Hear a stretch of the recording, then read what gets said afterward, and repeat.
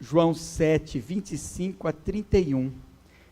Os irmãos já conseguem identificar o tema da passagem bíblica quando estão lendo a passagem bíblica, e o tema começa a saltar aos nossos olhos, né? A natureza de Cristo, sua divindade e sua humanidade aparece o tempo todo, é declarado o tempo todo no Evangelho de João. E agora a natureza de Cristo e a vocação eficaz fica muito clara nessa passagem. Os títulos aqui dos editores da ARA Os Guardas Mandados para Prender Jesus, porque eles englobam uma parte maior do texto, né? E aqui nós encontramos também em outra versão um título que é interessante, que é uma pergunta: é Jesus o Messias? Vamos ler o texto. João 7, 25 a 31. Diziam alguns de Jerusalém: não é este aquele a quem procura matar? Eis que ele fala abertamente e nada lhe dizem. Porventura reconhecem verdadeiramente as autoridades que este é de fato o Cristo? Nós, todavia, sabemos de onde este é.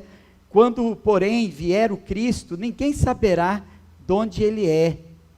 Jesus, pois, enquanto ensinava no templo, clamou dizendo: vós não somente me conheceis, mas também sabeis de onde eu sou. E não vim porque eu de mim mesmo quisesse, mas aquele que me enviou é verdadeiro, aquele a quem vós não conheceis. Eu conheço, porque venho da parte dele e fui por ele enviado. Então procuravam prendê-lo, mas ninguém lhe pôs a mão, porque ainda não era chegada a sua hora. E contudo muitos de entre a multidão creram nele e diziam: quando vier o Cristo, fará porventura maiores sinais do que este homem tem feito? Até aqui. Oremos mais uma vez. Senhor Deus e Pai, obrigado, Senhor Deus, por esta palavra que acabamos de ler, que ela continue falando aos nossos corações, e o Espírito do Senhor nos abra o coração, a mente, para compreender a palavra do Senhor, e também nos encoraje, Senhor, a falar abertamente do Senhor, e a testemunhar como o Senhor testemunha, e dá testemunho do Evangelho que o Pai o enviou para trazer ao mundo na encarnação de nosso Senhor Jesus Cristo. Que o Senhor nos abençoe cada momento desta nossa meditação, para que nada nos atrapalhe, nem nós mesmos nos atrapalhemos, ó Deus, de ouvir e aprender da palavra da verdade que acabamos de ler, em nome de Jesus, amém. Amém. Irmãos, naquele tempo os judeus, eles pensavam que Jesus ia aparecer de repente, ou melhor dizer, eles não esperavam que fosse Jesus, mas eles aguardavam o Messias, e eles pensavam que o Messias fosse aparecer de repente, vindo de um lugar desconhecido. O povo de Jerusalém sabe, ou pensa que sabe quem é Jesus, porque eles sabiam que ele veio da Galileia, e por isso mesmo o rejeitaram. Isso explica a pergunta de Jesus: será que vocês me conhecem mesmo, e sabem de onde eu sou? Então, quem é Jesus? Será que nós realmente o conhecemos? O que nós pensamos sobre ele? Por que não falamos dele abertamente? Nós temos medo das autoridades ou do povo para nos calar sobre ele? Então, como reagimos ao ensino do Evangelho, ao ensino da palavra de Deus? Os chamados pela pregação reagirão de alguma forma. Então, essa proposição, ela traz que todos os que ouvem a pregação sempre reagem, de alguma forma. Então, as pessoas reagem ao ensino da palavra de Deus de três formas. o silêncio dos covardes, porque uma não reação também é uma reação. Aliás, muitas vezes somos mais culpáveis por nossas não reações do que por nossas reações. A rejeição dos ignorantes, outra forma de reagir, rejeitar por um conhecimento raso e estranheza diante de um conhecimento mais alto. E uma das afirmações aqui é mais positiva, né? O testemunho dos crentes. Então, as reações que nós encontramos nessa passagem, e pode ser que você encontre mais alguma que me escapou, mas pelo menos essas 3 por hora, né, para a nossa reflexão. O silêncio dos covardes, a rejeição dos ignorantes, o testemunho dos crentes. Então a primeira reação ao ensino da palavra de Deus é o silêncio dos covardes. Então, lendo a Escritura Sagrada, aqui no capítulo 7, versículo 25, diziam alguns de Jerusalém: não é este aquele a quem procura matar? Então as pessoas de Jerusalém disseram que certo galileu devia ser morto porque, pelo modo que vivia, por aquilo que ensinava, mas ele devia morrer. Muitos já sabiam que os judeus se queimavam de ódio em seus corações por Jesus. Mas alguns ficaram admirados ao ouvi-lo pregar livremente no templo, e ninguém lhe contestar. Chegaram então à conclusão, versículo 6, João 7:26, perdão, João 7:26, eis que ele fala abertamente, e nada lhe dizem. Porventura reconhecem verdadeiramente as autoridades que este é de fato o Cristo? Essa conclusão não é bem uma conclusão afirmativa, mas uma possibilidade que, se ele não é contestado, é porque ele fala com autoridade. Jesus, ele levava vantagem do silêncio dos judeus, quando falava com autoridade, ninguém lhe contestava. Então, por que quando certas doutrinas são pregadas e as pessoas de autoridade não contestam, dá a entender ao povo que concordam? Então Cristo, diante das autoridades e do povo, ele não se intimidava, mas ele falava ousadamente, mesmo correndo o risco de morte. Se por um lado os inimigos de Cristo se calavam, nosso Senhor falava abertamente, o que causou grande admiração no povo. Irmãos, não podemos nos calar por medo de perseguição e deixar de proclamar a nossa fé. A gente às vezes ouve do terror, do medo da perseguição, mas a perseguição vem para nos impedir, para nos calar. Será que estamos falando abertamente de Jesus? E devemos temer perseguição e nos calar? Os covardes e incrédulos ficam em silêncio, pois eles não têm força para cumprir a missão. Mas aqueles que realmente creram no Evangelho, de todo o coração, eles são cristãos engajados na obra missionária.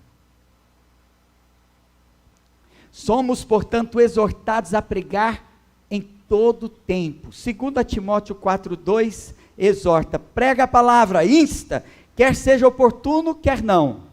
Corrige, repreende, exorta com toda longanimidade e doutrina. Irmãos, os inimigos da fé, eles querem calar a voz, mas eles são covardes. Se nós não nos intimidarmos e perseverarmos, eles que vão fugir. Mas se eles se verem em maioria, ou acreditarem que estão em maioria, eles vão ficar encorajados. Se eles sentirem que nós estamos intimidados e acovardados, eles vão nos perseguir. Então, quanto mais pregar ousadamente, melhor. E se tivermos que sofrer perseguição, que soframos perseguição como verdadeiros mártires, não como covardes. Ou como os traidores da causa evangélica. Os inimigos da fé querem nos calar. E enquanto temos a liberdade para falar, então, sigamos o exemplo de Jesus Cristo, de falar abertamente com toda autoridade a palavra de Deus, e não o exemplo do silêncio dos covardes. Então nós devemos testemunhar como Simão Pedro. João 6,69, ele diz assim: e nós temos crido e conhecido que tu és o Santo de Deus. Então nós vimos que a primeira reação ao ensino da palavra de Deus é o silêncio dos covardes, e a segunda é a rejeição dos ignorantes. A rejeição dos ignorantes. João 7,27 diz assim: nós todavia sabemos donde este é, quando porém vier o Cristo, ninguém saberá donde ele é. Veja que eles argumentavam que não podia Jesus ser o Cristo, porque sua origem era conhecida. Eles concluíam que se a Escritura não menciona a Galileia, sabemos que o Messias não pode ser de lá. Veja, irmãos, que Miqueias aponta para o Cristo como Redentor e o lugar da sua origem. Miqueias 5,2 diz assim: e tu, Belém Efrata, pequena demais para figurar como grupo de milhares de Judá, de ti me sairá o que há de reinar em Israel, e cujas origens são desde os tempos antigos, desde os dias da eternidade. Veja que eles estavam preocupados se Jesus era da Galileia ou não era. Mas quando nós lemos esse texto, nós percebemos que Deus prometeu o Messias que deveria manifestar-se em carne, nascido em Belém. Mas ele seria da linhagem de Davi, cujas origens são desde muito tempo. Mas ele aponta para os dias da eternidade, porque Jesus Cristo pertence ao céu. Então o lugar do seu nascimento, ou da sua origem, não era tão importante, mesmo eles achando que tinham conhecimento suficiente para dizer, não, ele não é o Messias porque veio da Galileia. Ele era o Messias, nascido em Belém.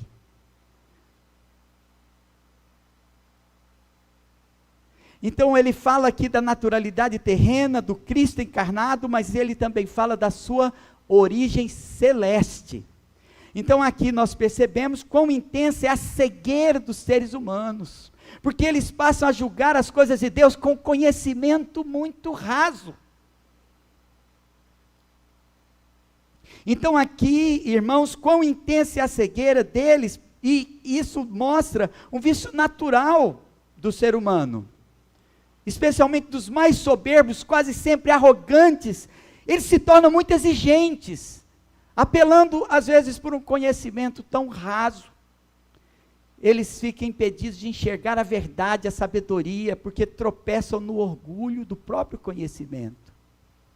Eles estavam errados ao pensar que conheciam a Cristo, ou sabemos que o Messias não pode ser este. Desprezar o testemunho que ele dava de si mesmo. Então estes estavam ensoberbecidos na sua própria religião velha, e se escandalizavam deste conhecimento novo. Eles tinham uma pedra de tropeço. Primeiro, era a incredulidade dos seus líderes. Antes de conhecerem Jesus, eles já tinham ouvido falar que este Jesus devia morrer, pelo que ensinava e como vivia. Mas removida ou removido esse obstáculo, eles já inventaram outro. João 7,28 diz assim: Jesus, pois, enquanto ensinava no templo, clamou dizendo: vós não somente me conheceis, mas também sabeis de onde eu sou. Eu não vim porque eu de mim mesmo o quisesse, mas aquele que me enviou é verdadeiro, aquele a quem vós não conheceis. Primeiro obstáculo, a opinião das suas lideranças. Agora, a origem de Jesus Cristo, e Jesus Cristo agora diz que ele veio do céu. Mas quem não quer crer, você pode remover um obstáculo que ele arranja outro. E eles pensavam que sabiam alguma coisa, e Jesus Cristo disse: olha, isso que vocês sabem, não é nada. Eu desci do céu. Eu vim de quem me enviou. Não vim pela minha vontade, mas vim pela vontade do Pai. Irmãos, praga destrutiva é o conhecimento raso e superficial. Porque ele leva a pessoa a rejeitar tudo que vai além das suas opiniões mal fundamentadas. É necessário ouvirmos a voz de Deus. Jesus passa então a remover a ignorância deles, dizendo: vocês me conhecem, mas não conhecem quem me enviou. Como vocês podem conhecer a mim se vocês não conhecem a quem me enviou? Mais adiante ele vai dizer: quem vê a mim vê ao Pai, mas nós vamos chegar lá, né? Se eles conhecessem a Deus, realmente eles conheceriam a Jesus. Como pode alguém pensar que pode ter conhecimento de Deus a parte do nosso Senhor Jesus? Então alguns sabiam da sua origem terrena, mas não cogitavam nada de sua origem espiritual. Mas entre eles havia outros que estavam atentos aos sinais, porque alguns tinham os olhos espirituais abertos, enquanto outros, eles não desejavam crer. Então sempre era assim: removido um obstáculo, e eles arrumavam outros para permanecer nas suas velhas opiniões rasas, mal fundamentadas. Irmãos, Satanás provoca escândalo até dentro da igreja, para as pessoas virarem as costas para Cristo. Ainda que não tivesse motivos de escândalo, cada pessoa inventaria um escândalo, porque os homens querem virar as costas para Cristo. Então, tudo pode ser motivo. Quem se deixa influenciar, então, pelos outros, cai. Quem começa depressa também a formar opiniões, também, muitas vezes, apostata. Dizem que são assim os radicais. Eles são tão seguros da verdade, mas, de repente, eles passaram para o outro lado.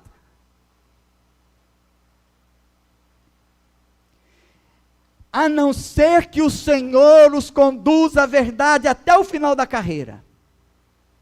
É isso que geralmente acontece.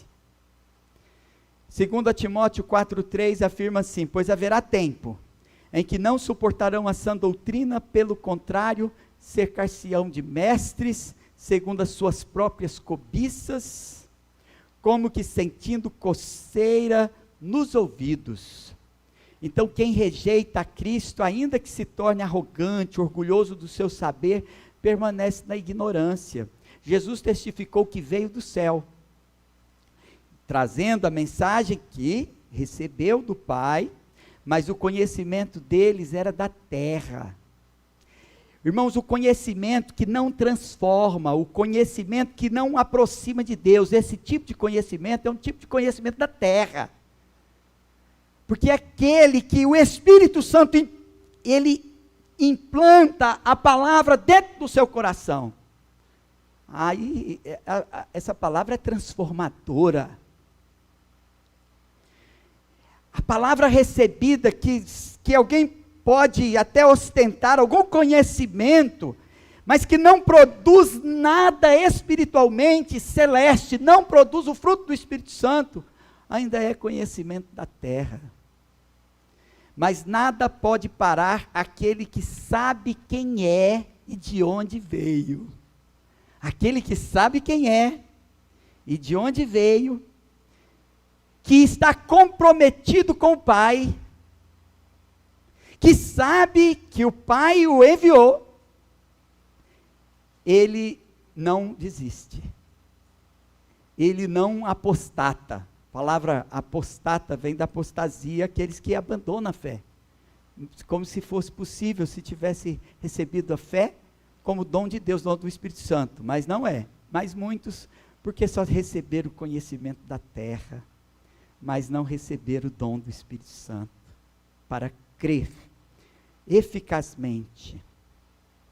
Irmãos, ainda que rejeitassem Jesus como Deus, Deus o reconhecia de fato.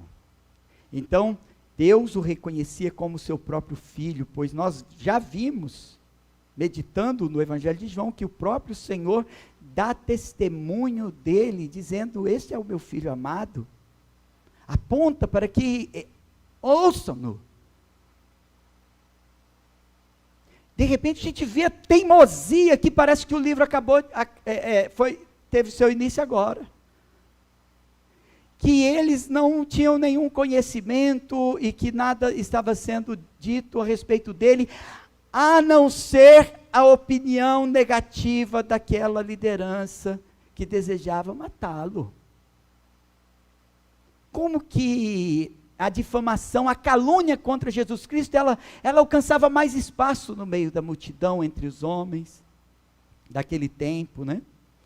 Onde abraçam a rejeição ao Filho de Deus, aqueles que sabem que são filhos de Deus, onde estiverem então, quer seja no seu trabalho, quer seja na universidade, aqueles que realmente são filhos de Deus, pelo mundo afora, eles vão se lembrar quem eles são, e de onde vieram, e que receberam uma missão, e estarão comprometidos com a missão, e não rejeitarão com aqueles que rejeitam, não seguirão a rejeição da ignorância.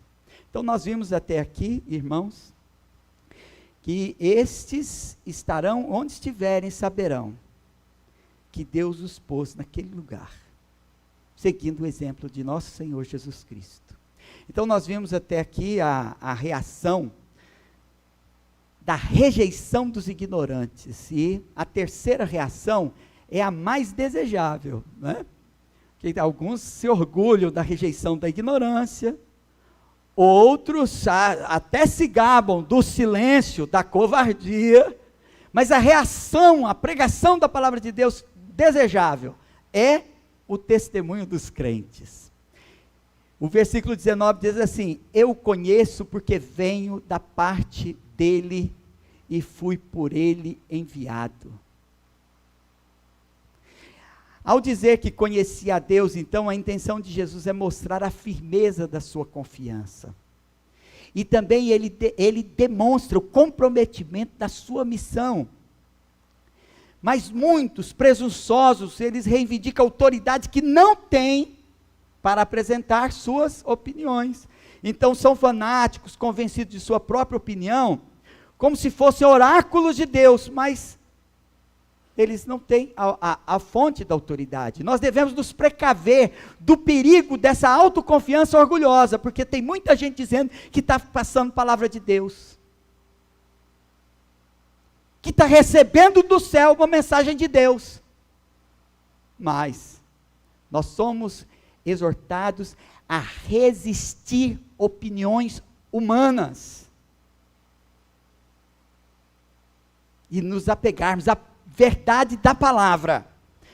Então nós devemos estar firmados somente na palavra de Deus, e estejamos plenamente convictos de que Deus está do nosso lado.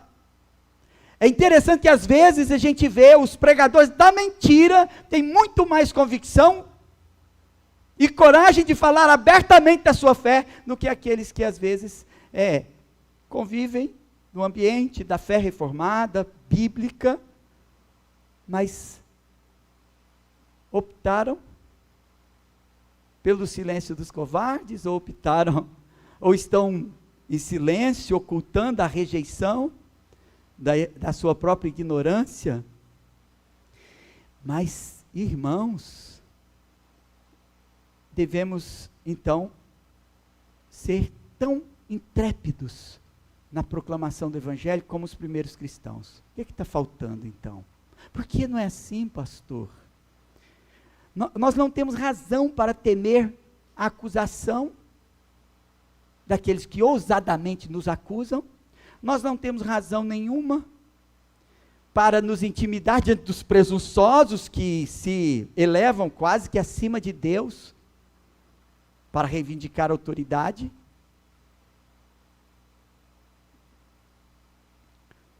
Então, diante das opiniões humanas, nós devemos apresentar com firmeza o Evangelho fundamentado na palavra de Deus. Então, quando Jesus diz assim,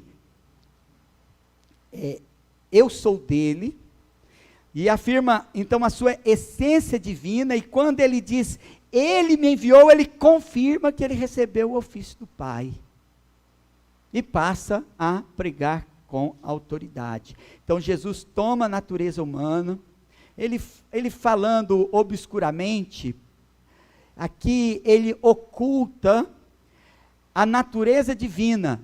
Isso, quando ele faz isso, ele quer nos ensinar. No entanto, ele nos mostra a origem do Evangelho e o seu comprometimento com a missão recebida do Pai. E até aqui nós vimos o Evangelho de João o tempo todo afirmando que ele é Deus, um com o Pai, desde toda a eternidade. E no versículo 30, então, de João 7,30, ele diz, então, procuravam prendê-lo, mas ninguém lhe pôs a mão, porque ainda não era chegada a sua hora. Então, o Filho, Jesus Cristo, é divino, e mesmo frente a frente, com o escândalo da cruz, ele não podia ser morto, porque não era chegada a sua hora. Ele foi arrastado para a cruz, mas não por vontade humana, mas ele foi em cumprimento do decreto do Pai, a fazer um sacrifício. Então, as conspirações para matar Jesus, elas não seriam bem-sucedidas, enquanto não chegasse a hora. Irmãos, nós também, o tempo da nossa morte, da morte de cada um de nós, está fixado por Deus. Então, nós estamos expostos o tempo todo, não há como ficarmos em segurança, porque o covarde, ele se preocupa o tempo todo em manter a sua própria segurança. Aqueles que rejeitam muitas vezes por causa do conforto das suas opiniões pessoais. Mas nós não podemos acrescentar um só dia ao custo da nossa existência. Nós estamos expostos a acidentes, nós estamos expostos a ataques públicos e velados. E da parte dos homens nós estamos expostos, e também da parte de enfermidades. Nós somos tão vulneráveis, irmãos, que nós sabemos que somos guardados de todo risco por Deus. E aprove a Deus nos guardar de todo risco, que o tempo todo nós corremos. Eu costumo dizer que daqui 50 anos, talvez nenhum de nós estejamos aqui. Mas eu digo que talvez você não saiba se estará daqui 5 minutos, 10 minutos. Porque nós estamos expostos ao risco o tempo todo. Então, aprove a Deus nos chamar quando chegar a nossa hora, irmãos. E nenhum de nós viva como covarde ou traidor. Porque a traição, ela anda ao lado da covardia, viu?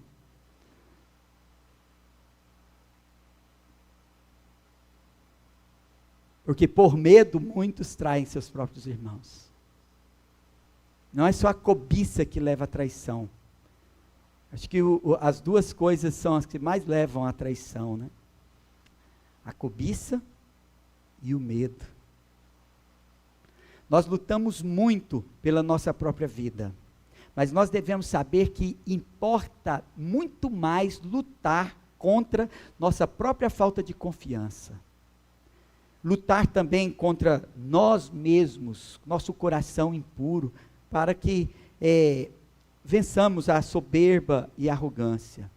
O Salmo 55, versículo 22 diz: confia os teus cuidados ao Senhor, e Ele te susterá, jamais permitirá que o justo seja abalado. Então, em vez de estar cuidando da sua própria saúde e segurança, e eu não estou dizendo que, obviamente, você vai desprezar os cuidados que você deve ter com o corpo, ou os mínimos cuidados que você deve ter, mas essas coisas não são tão importantes quanto o cuidado que nós devemos ter com a nossa alma, com os nossos corações, e confiar que o Senhor nos guarda e nos livra. Então, como muitos cristãos nós podemos viver, porque são muitos cristãos que vivem com fidelidade em meio à perseguição. Quando Pedro escreve na sua primeira epístola, no capítulo 5, versículo 19, ele diz: resisti-lhes firmes na fé, certos de que sofrimentos iguais aos vossos estão se cumprindo na vossa irmandade espalhada pelo mundo. Quer dizer, irmãos, que até o dia de hoje, porque desde que a igreja existe, nunca passou um dia sem tombar um mártir. Então, pelo mundo afora, o tempo todo, tem um cristão correndo perigo, mas guardando firme a sua fé. Então, nós poderíamos imaginar que Cristo pregou a pessoas completamente surdas e teimosas. Mesmo assim, irmãos, nós somos informados que sua pregação ainda frutificou. Então, quando a gente vê situações adversas, a gente tende a desistir. Como a gente pode pensar que eu vou falar para quem não quer ouvir? Eu vou falar para quem tem os ouvidos mocos, surdos para ouvir. Eu vou falar para teimosos. Você fala, ensina os preceitos, mas eles não tomam para viver. Eles não têm interesse em obedecer. Mas a gente persiste ali, e a gente encontra Jesus Cristo nessa mesma situação. No versículo 31 diz: e contudo muitos de entre a multidão creram nele, e diziam: quando vier o Cristo, fará porventura maiores sinais do que estes homens têm feito? Então o verbo crer aqui não é usado no sentido exato, pois eles ainda eles ainda dependiam dos milagres, eles estavam ainda admirados dos milagres, eles ainda não confirmaram a sua doutrina, mas eles estavam convencidos de que Jesus Cristo era de fato o Cristo. Quer dizer que eles estavam dispostos agora a receber o ensinamento do nosso Senhor Jesus Cristo. Essa preparação para receber a palavra de Deus é chamada de fé, e mesmo que pareça uma fagulha, uma centelha de fé, enquanto os outros estavam escarnecendo e caluniando, esses estavam aqui, desprezando as opiniões e a rejeição da ignorância. Mas a pregação não ficou sem efeito nos seus corações, porque eles tiveram os olhos abertos. Então nós temos de semear e aguardar, né? A pregação é sempre uma semeadura, nós semeamos e aguardamos. E quando ela vai frutificar, no seu tempo. e no seu tempo também dará algum fruto. Então, portanto, nós não podemos duvidar da fé, por menor que seja. Se ainda há disposição para ouvir, prega para ele. Porque haverá tempo que eles não vão ter mais paciência para ouvir. Eles estarão tão cheios de si, serão mestres de si mesmo, ou escolherão os seus próprios mestres, e cercar-se-ão de mestres segundo a sua cobiça. Não foi isso que nós vimos o apóstolo exortando a Timóteo? Então, esses receberam a Cristo, o dom do Espírito, e eles testemunharão poderosamente, como está escrito em Atos 1:8, mas recebereis poder, ao descer sobre vós o Espírito Santo, e sereis minhas testemunhas, tanto em Jerusalém como em toda a Judéia e Samaria, e até aos confins da terra. Então, os irmãos perceberam que o conhecimento aqui não é apenas informar-se, nós nos informamos, é certamente que nós nos empenhamos no estudo das Sagradas Escrituras, a fonte da autoridade da pregação é a palavra de Deus, a Bíblia, mas nada a parte da obra do Espírito Santo. Então, quando o Espírito Santo concede graça, então, uma pequena fagulha de uma boa disposição, né, para ouvir, ainda existe. Então, nós devemos nos encorajar e continuar pregando, né? Continuar pregando, se o Espírito Santo soprar nesse coração. E se a palavra for implantada nele pelo Espírito Santo, vai transformar a vida dele. E ele, quando ele estiver lá na casa dele, quando ele estiver lá no trabalho dele, quando ele estiver lá na universidade, ele vai lembrar de onde ele veio e quem ele é. Porque ele vai imitar nosso Senhor Jesus Cristo. Porque a gente tem tanto cristão nos dias de hoje, irmãos, mas a identidade cristã está tão fraca. E a sociedade está tão carente de identidade.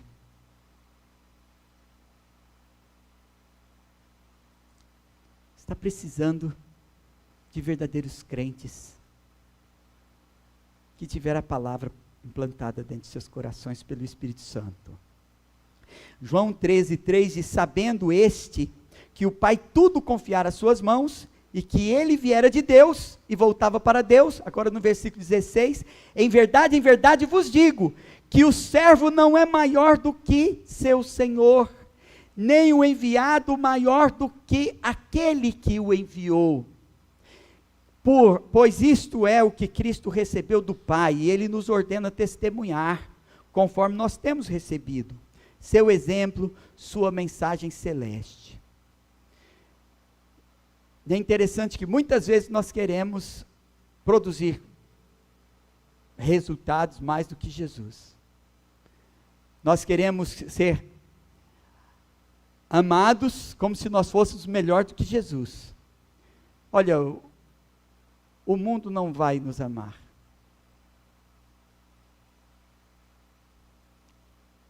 Porque eles odiaram nosso Senhor, por que nos amaria? Não sejamos covardes ou traidores da causa evangélica, mas testemunhemos no poder do Espírito Santo. Sigamos os passos de Jesus, mesmo diante das ameaças. Então, se Ele nos der a dignidade, porque é um privilégio de poucos, irmãos, morrer pela causa do Evangelho, como muitos morreram, é um privilégio. A maioria dos seres humanos tem uma morte humilhante, tristonha, solitária, e nada de heróica.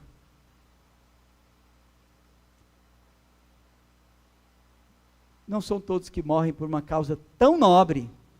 Tem gente que se orgulha de causas tão pequenas e estão prontos a morrer. Exatamente como nós devíamos ser.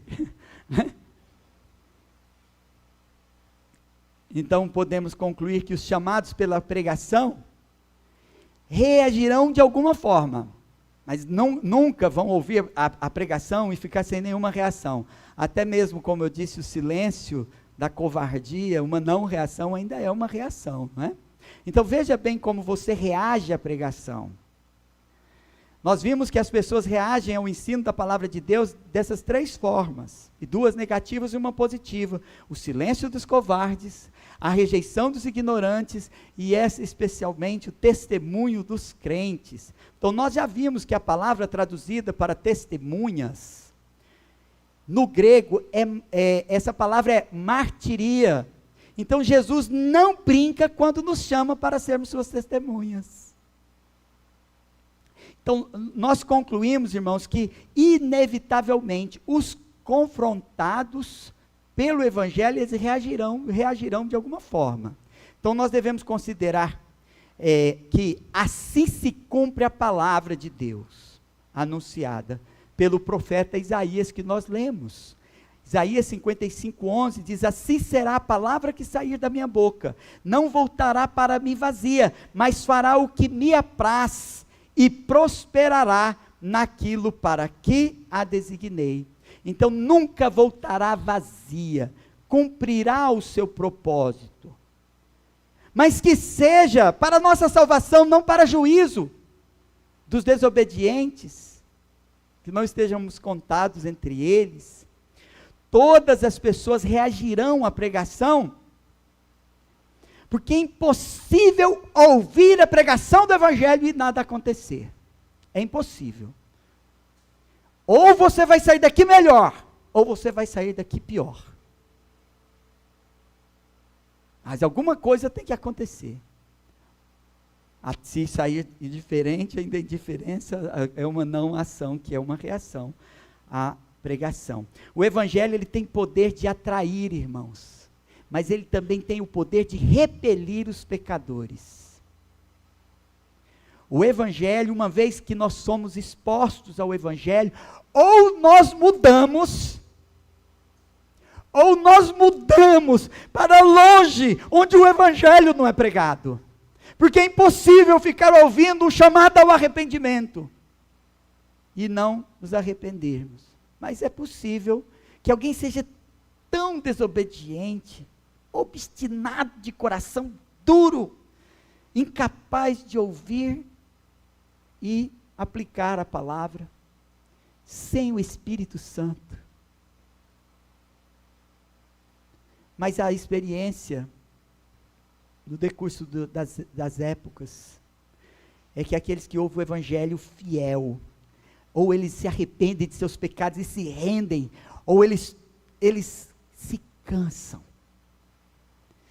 se enojam, eles se iram.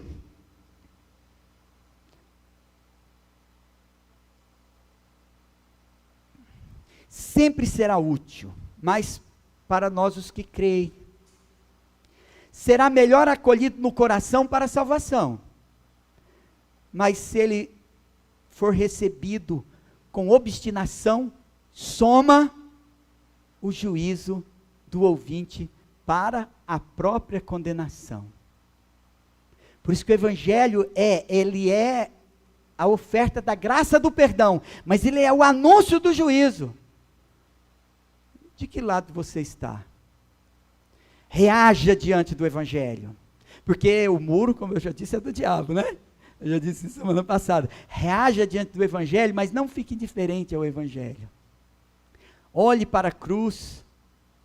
Ou você se escandaliza do Evangelho da cruz, ou você se arrependa de seus pecados e seja remido pelo sangue ali vertido, ali derramado abundantemente, para nos lavar e purificar de todos os nossos pecados. Volte-se então a Cristo com fé verdadeira, receba a remissão dos seus pecados, do seu sangue derramado na cruz. Mas nunca se esqueça, você já veio, você já ouviu, será para que você se arrependa e creia e seja salvo, ou para que some contra você no juízo, porque ouviste e não creste, porque rejeitaste, porque foste negligente, ouvinte negligente, como Tiago afirma, ouvindo, mas não aprendendo nunca, não praticante da palavra. Ninguém engana Deus, é contigo, e com Deus que conhece o seu coração, confesse diante de Deus: Senhor, eu creio, salva-me. O Senhor te chama ao arrependimento e à fé. Que Deus abençoe você. Oremos. Senhor Deus e Pai, obrigado, Senhor Deus, por essa chamada. Que o Senhor, operando o Espírito Santo dentro de nossos corações, produza vida abundante. A nova vida que nós recebemos para viver. A primeira ressurreição. Porque assim como Cristo ressuscitou, nós também ressuscitaremos. E Ele nos ressuscitou com propósito, para nos justificar e nos dar nova vida. Senhor Deus, abençoe todos que nos ouvem. Aqui presentes, Senhor, aqueles que nos ouvem em qualquer lugar, que estão expostos ao Evangelho, que creiam, que ouçam, não para juízo, mas para que sejam salvos, para que se arrependam de seus pecados e se rendam a Cristo, com sincero arrependimento, orando: Senhor, eu creio, salva-me, Senhor, em nome de Jesus, nós te rogamos. Amém.